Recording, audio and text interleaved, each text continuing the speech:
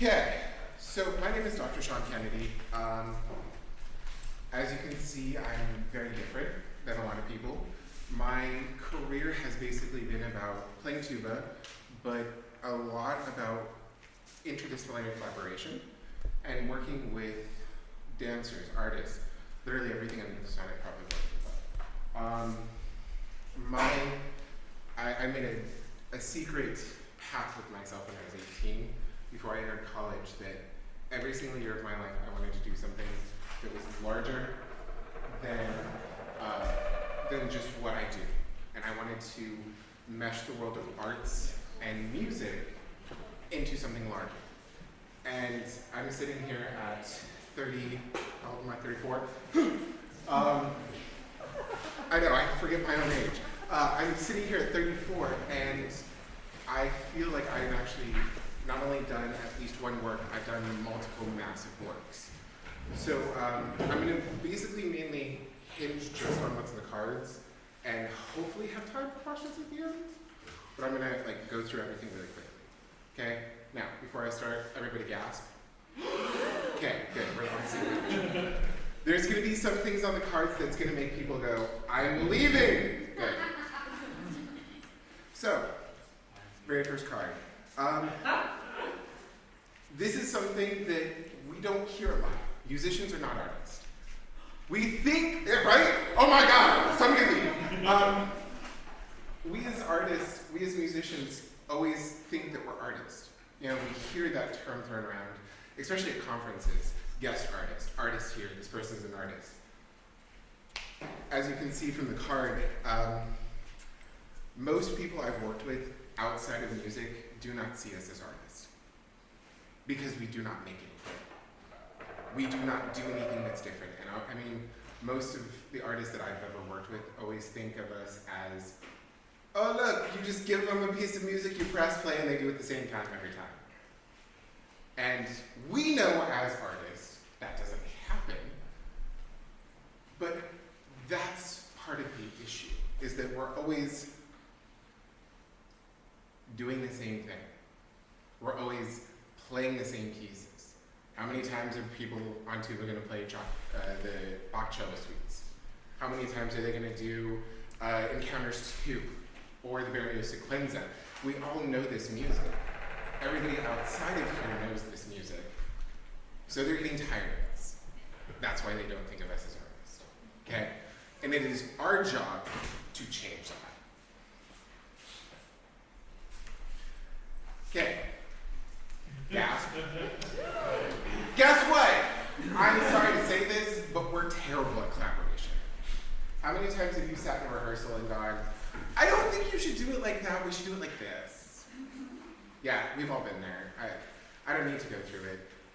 I can't tell you how many times in collaborative projects I've had my collaborator look at me and go, you don't know what you're talking about, can you just shut up? And you go, I don't know what I'm talking about, so I will! Can you teach me? That's what that word collaboration means. Interdisciplinary collaboration. It's the idea of actually stopping, shutting up, and learning something. Give and take. You can say something, but then they need to say something back.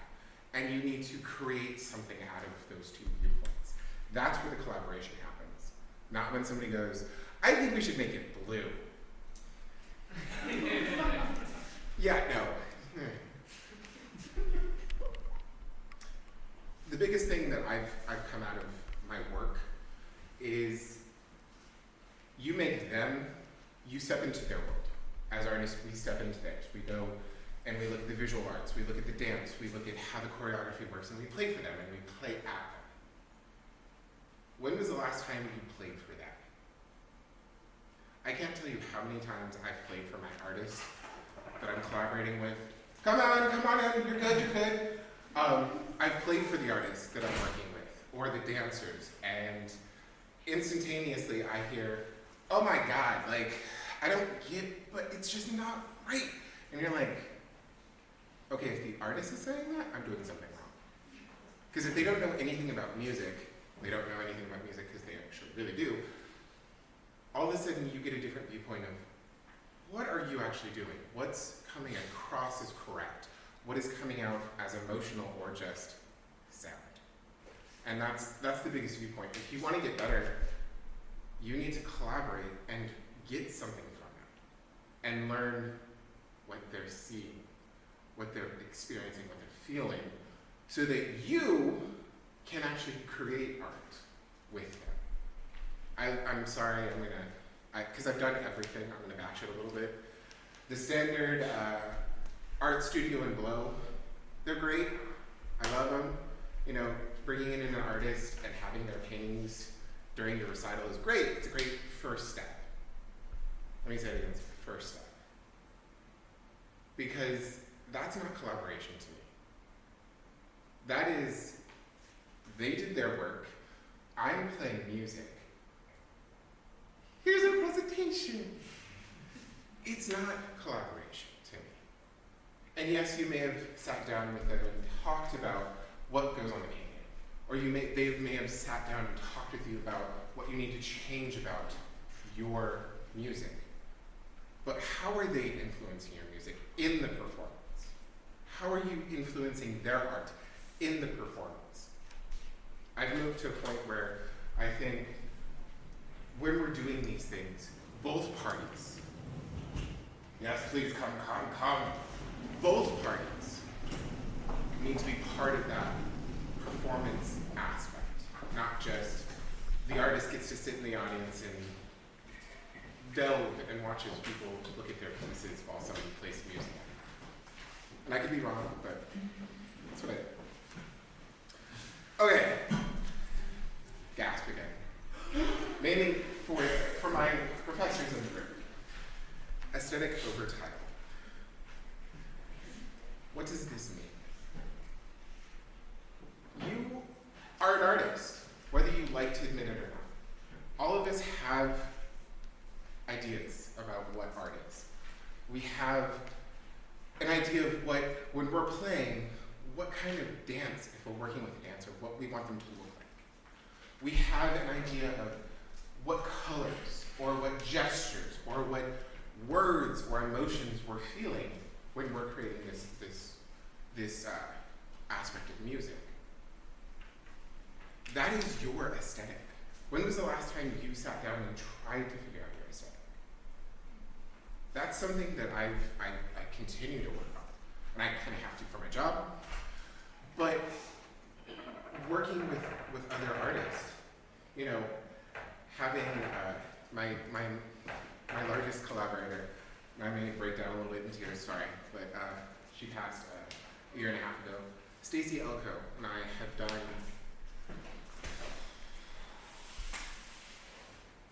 25 videos together, multiple shows, multiple improv pieces. I mean, I've worked literally years with this woman, and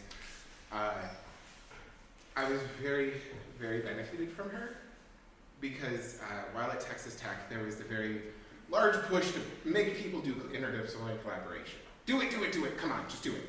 But they wanted students to do with students, and they wanted teachers to do with teachers, or professors with professors. And I literally, after knowing this lady for a year and being very close, and I'll talk about all of that, I looked at her and I went, if you ever want to work together, I didn't even get the sentence out. She was like, yes! I don't care what it is, yes! And I can't tell you how many hurdles we hit. Texas Tech refused to give us any funding for 3 recitals that I did with her. I did entire recitals with interdisciplinary collaboration with her. I didn't get any funding. She didn't get any accolades for them. She was told by multiple members of her staff, her director, everyone, and I was told as well, that we should not be working together because she was a professor of art and I was a student of music. So, break forms, work with the people that you like, rather than working with titles. It's crap. Okay, find your aesthetic. Come in, please come in. Find your aesthetic. Start with dead people. I always say this, start with dead people. I mean, we all have bachelor's, master's, and doctorates in dead people, so why not go into the art side of it too? I mean, really. Go find people that you like. Picasso, Renoir, Rodin, Van Gogh. Figure out the great masters. And then start looking at who are contemporaries of those people. What is that art style? What are the colors of it? What is the aesthetic of that art? Sit down and really look at it. And then find artists that inspire you. Not just that you like, the people that inspire you. Because those are two different things. I love Picasso. I hate him as a man. I don't want to have, But I also only love early Picasso. And maybe Cubist and a little bit later, but his later stuff I'm like, yeah. So understand what inspires you. Sit down and find those things and keep on looking at them. This is the biggest one, I think I've said it already. Figure out your aesthetic. Sit down and look at what do you gravitate towards? What colors, what lines, what forms, what shapes, the composition, not music composition, but how is art put together? That is a huge design element. And why do you like it? Find out what gestures you like, what words, what textures of words, how words come out of your mouth, what areas of art, surrealism, realistic, fantasy, what do you like and why? And then start replicating it and finding people in those worlds. This is a big one. Learn how you perceive the world. We all perceive in music. We listen, we hear things, but we see differently. I have synesthesia. So every time I hear something, I think of colors. And I use my synesthesia to compose. And I actually like sit there and while I'm playing, I'll sit there and go, okay, I need an A, so I need to think of pink. Okay, there's my A. And so I use it in those forms, but I also dance. I do drag, I do color, I do art myself. And so I don't just sit there and go, oh, you can just dance over there.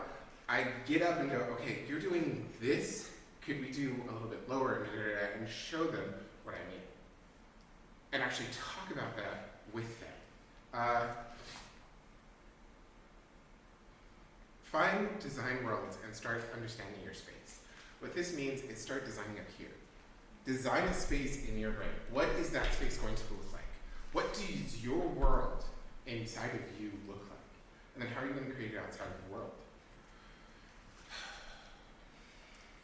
Go, get around that. Now, this is a scary one. Oh my God. Work with people that you like. Oh my God. I don't get why universities push people to work with people that they don't like. We do it in music. I've sat next to a lot of people that, hate my guts because I'm gay, but whatever. You don't have to deal with that. If you're choosing to do something like this, if you're choosing to create art, you really need to like this person. So, all of my collaborators, and I'm very pagan. Some of you know that in the room, but I'm very pagan, and that means a slew of very different things to a lot of you, but almost all of my collaborators have either been from the queer world or from the pagan world. And what that means is I have a connection with them. A deeper connection than just, hey, you do art, I do art, let's do this. It's deeper. And so I was able to really connect with these people on a very deep level. So I'm just like, just come in, I don't care. I do a lot of performance art, so like people will come in and out as I'm like scraping at people, so we're all there. It feels real normal to me. Live your life. Go find people.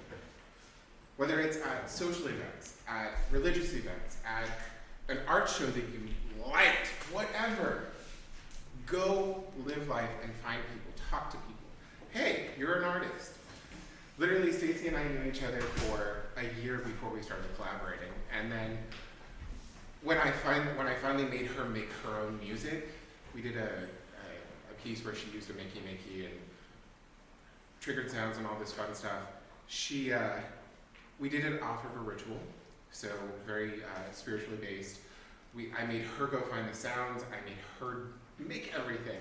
And so when we did it, I just went, okay, you lead me. I'll do whatever, you lead me. And she was terrified. This woman was a professor of art, black belt in karate. I mean, she could literally kick anybody's butt. She was crazy. And she was terrified of performing on stage. And so I was like, okay, you could wear a mask, we could do this, we could do that. And trying to get her out of her comfort zone. Because I had to shoot film. I had to literally, we did a piece where it was completely nudes that she hand painted, and I documented the whole entire thing. So I had to be a cinematographer. We had to direct people, and I had to literally sit down and go, okay, you're gonna do this, you're gonna do da-da-da-da. So get outside of your comfort zone and work with these people. If you're gonna do that, you need to like it. You can't just work with anybody. Well, you could, but from experience, it's not fun. Now this is my big one. Create before you work. Screw up. Make mistakes. Find ways to talk. Establish a relationship. That's a huge one. If you don't have a relationship with this person, you're gonna hate it. I've been there, done that, don't do it. Establish open, honest, and vulnerable communication. Vulnerable. Don't hold things back. Because if you do, you're gonna resent it. And then they're going to resent it. Be open, be honest. Create a safe space. You have to feel safe in order to screw up. That's why we love practice rooms. Because you can screw up in a practice room all you want, and then when you come out, you know how to do it. These relationships, this art needs that. You need to make mistakes first. And after you make mistakes, then you start creating art. I say it again, screw up a lot, experiment a lot. If you find something that you like, expand it. Put it out into the world and see what happens.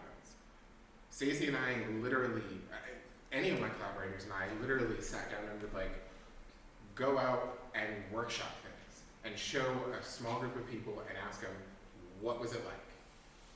Never, how was it? What was it like? Because everything's bad, everything's good. It's all up to you. Find methods of communication, authenticity. That's the biggest one. And I'll go over that more in a little bit. Find your limits. We all have limits, whether we like to admit it or not. I have limits. Everybody in this room has limits. But learn how to expand them as well. And learn how to tell your collaborator, hey, I'm hitting my limit. Can we go slow here? Can we move through this a little bit easier? And I'm gonna be real honest, you're gonna get angry, you're gonna get hurt, you're gonna hate it. I have fought with every collaborator that I've ever worked with. I'm not even joking. The day of one of my recitals, Stacey texted me in the wrong way. It lit a fire under me. I got there way too quick, and she was like, what's wrong? Why are you angry?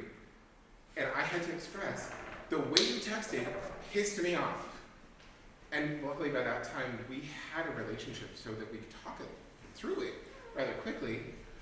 But then, we then worked through it. If you're not authentic, if you're not aggressively vulnerable with these people, you're never gonna learn how to communicate even with yourself. So, allow yourself to communicate as aggressively as possible. Check in. Every time we would literally sit down and work on a video, first thing we did was not, hey, let's work on this. It was, how are you feeling? What's going on? Have you eaten today? Have you done this? Have you done that? Because we both never ate. We would come into a collaboration in the middle of the day after her teaching or after I'm teaching, and I'm real bitchy. Sorry, I'm gonna use a word, but real bitchy. And all of a sudden she would just be like, I have a granola bar, you're gonna eat it. And you're like, okay, I'm being nice. Or I would be like, hey, when was the last time you ate, Stacey? Oh, it's that, yeah, here. So understand where you are, but understand how to collaborate and understand how to communicate these things. Because they're so important if you want to do this work. Do something that pushes both of you. If you're not pushing your limits, why are we doing this? This is all about creating a larger thing than what either of you could do on your own. I call myself a mono interdisciplinary artist sometimes. Because I do it all, but I also don't. I don't like editing video if I don't have to. I'm terrible with any stuff, like anything drawing. I can do it, I can make it okay, but not professional. But expand yourself. Learn how to do what they do. Learn how to talk in their language. Because if you can't do that by the end of your collaboration, what are you doing? You're just doing the same exact thing over and over and over. And where is art going? We need to bring it up out of the toilet and actually do something amazing. Yeah, I know I just said that, sorry. But it's true. I really honestly feel that as beautiful as some things are, we're still circling and doing the same exact thing over and over. When you start a collaboration, ask yourself if an orchestra would do this, do something bigger. And I think this is the most important point of all. Stop asking if it's good. Because it's never good enough. It's never the best. Somebody's already done it. And they've probably done it better. Or they've probably done it worse. It doesn't matter. The real thing is, are you authentic to you? Are they authentic to themselves? And are you authentic to your collaboration? That's the biggest thing about this, is it authentic? And are you expressing the emotions that both of you feel and working through? Or are you just making art? Are you making sound out of painting and hoping for the best? One of the pieces that Stacy and I did was about Alzheimer's. Her father was advanced stages of Alzheimer's, and she was dealing with watching her father literally not even know who she was whenever she would go back and visit him, and having to talk to her sister about how to deal with that. I had a lot of trauma and experience with Alzheimer's, with both of my grandmothers going through it, and having to not only help take care of them, but watching the deterioration and being literally called my grandmother's uncle because I kind of looked like him. And you're like, I'm 12. So these are the big things, is we created a piece just on that. And was it good? I don't know. But when we came out of that particular production, it was one of 7 videos that we shot for Recital. When we came out of that production, the person that we had hired for our actor was touched. He was like, I'm always aware of, because he was much older, I'm always aware of losing my brain. The CRS syndrome, and that's can't relate or shit. And trying to touch people authentically with the art that you do, rather than trying to make another good thing. Because everything is good at a certain point. Okay, so I have like 3 minutes for questions. Yes. So, when you're striving for authenticity, do you find that, like, I mean, I find it hard to, like, in myself be like, oh, I'm being really authentic now, right? You know? Do you, like, need, like, some kind of external validation for that? Like, you hear somebody like, I found that, like, really touching. I found that super moving. And then you feel like, okay, I've done something, I've expressed something that was successful. Yes and no. One of my biggest things that I always like to talk about is my device of what is, or the divide between what is sound and what is music. Sound is something that people can listen to and feel nothing. Music is something that makes someone feel something. So if somebody gets up in the middle of one of my performances and storms out, I've done my job. I don't care if they liked it, but if they just sit in the room and looking at their program hoping for it to be done, I haven't done my job. Authenticity comes from the idea of how do you feel and what is the reaction from them. And yes, it is a 2-point viewpoint, and it's hard to explain because we do an art that has to have some response. And if you don't want that response, then you are a bigger artist than I am, because I like the gold star. I really do. And that gold star could be someone screaming at me, but whatever. Anything else? Yes, sir. How has that never-ending quest for authenticity changed as you've gotten older, wiser, and more comfortable as you? I don't know if I'm wiser. I think I'm more stupid. But I think it's more of what is the reaction and how big is the reaction, rather than what people are telling me if it's good or not. If somebody literally screams at me, and because it's happened to me, if somebody threatens me, I'm doing my job. And I know that that's a really extreme thing, but it has happened in me. I have been threatened. And I knew I was doing my job because I was making them uncomfortable. I was making them really look at their viewpoint as a man. What is their sexuality? What is their gender identity? And when they're looking at me, why am I making them so angry that they have to verbally assault me? That was my authentic moment. So the type of collaborations I'm most passionate about is a little bit different. It's not necessarily like artist and artist. I'm very passionate about music education, and I'm very passionate about special education. I'm studying both at the moment. Do you ever find it difficult, just in any type of collaboration, kind of defending, why that type of collaboration is so important? Because I know with special education, it's often seen as they don't really need that. Oh, all the time. And that's when you turn it around and go, if they don't need it, then why don't you give it to them? That's the reality, is if they don't need that type of collaboration or that enrichment or that extra, then why don't they already have it? Because if they don't have it and I'm having to supply it to them through this extra thing that I'm doing, then they need it.